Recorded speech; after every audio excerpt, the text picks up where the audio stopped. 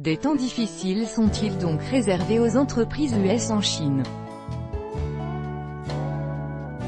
La guerre commerciale entre les États-Unis et la Chine ne semble pas toucher à sa fin, loin s'en faut.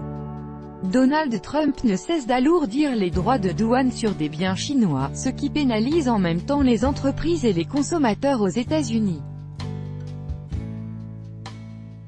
Une économiste chinoise commente la situation pour Sputnik.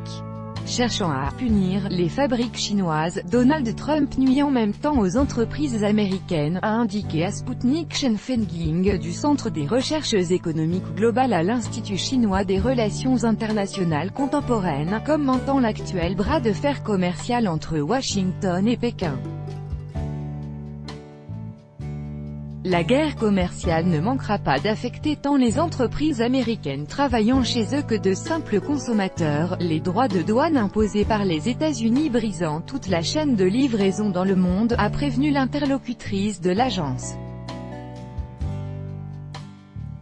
Et de souligner que l'impact négatif en serait très grave tant pour la Chine que pour les États-Unis.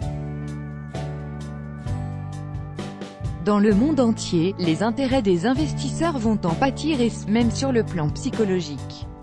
En effet, jamais avant, il ne s'agissait de surtaxes sur un tel volume de marchandises, a expliqué Madame Chen. Selon cette dernière, les deux plus grandes économies du monde sont tellement entrelacées que la guerre commerciale qu'elles se livrent les affecte parallèlement. Ripostant aux États-Unis, la Chine se blesse aussi elle-même. Avec le tout nouveau train de sanctions, la capitalisation des sociétés chinoises diminue, alors que la préoccupation des investisseurs augmente.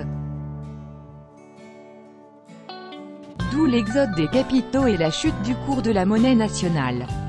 Quoi qu'il en soit, aucune partie n'entend reculer, se préparant visiblement à un long combat, a constaté la chinoise.